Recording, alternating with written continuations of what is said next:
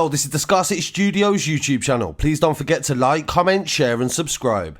And our sponsors are Alpha Claims and Hire Birmingham, the leading and best accident management company. Get a replacement car anywhere in 1 hour. I really appreciate you joining me today. In the latest news coming from London, thank you to Dave Nathan for his coverage from the scene in Haringey. There's been a triple shooting and one male aged 22 has lost his life. There was a large police presence and cordon in place and a tent by a bus stop on a main high street. Buses were diverted and forensics were at the scene trying to gather evidence for the latest North London attack. Police said that one man is killed and two others have been injured after the shooting on a busy North London road. The 22-year-old received fatal gunshot wounds on Green Lanes in Haringey just after 10:30 on Tuesday. A second victim was taken to hospital with injuries, while a third person is believed to have been shot as he rode past on his bike. So that means he most likely wasn't involved and wasn't the target. 4 men have been arrested on suspicion of murder, and the group are all aged in their 20s.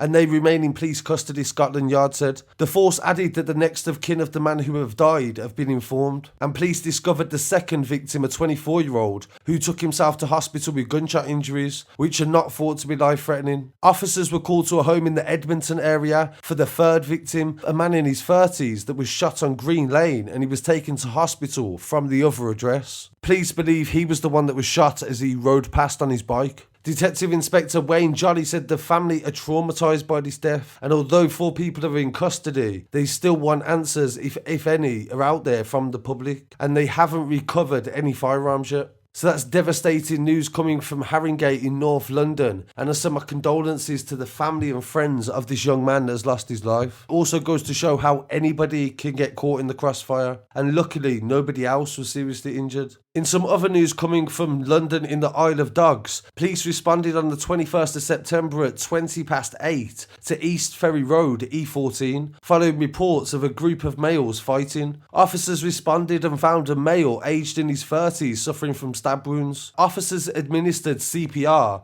until the London Ambulance Service arrived, and despite their best efforts, he died at the scene. Police are now confirming his identity and informing his family. Thank you again to Dave Nathan and UK NIP for their coverage from the scene as well. And there is a tent in the middle of the street. This is a residential area. Children would be aware that this had happened, and it shows definitely the ramifications of the aftermath as well. It's not every day you get to see forensic suits at work in this way, and this is something that I try to bring across in the channel, is to try to give you an understanding of what happens afterwards as well. The same with the families that I work with, to try to support and also to try to be fair to the people that are involved in these stories, because the law has to be respected no matter if you agree with it or not. You have to respect the process of the legal system. So these are really upsetting scenes coming from East Ferry Road, and there is still a large police presence there to this day. They don't believe this is gang related at the moment. They believe this could have been 2 groups on a night out and an altercation occurred. But it's early days, and I'll definitely keep you updated on any charges or developments with that story, and please pay your respects in the comments. So that is the latest update, and thank you to everybody that has been supporting the channel over the past few days as well. It's been a really difficult week and a lot of harrowing cases, but I really want to hear what everyone has to say on these stories. Please don't forget to follow me online as well at Scarcity Studios on TikTok, Instagram, Facebook and Twitter, and I'll be back again very shortly with some more news. Peace.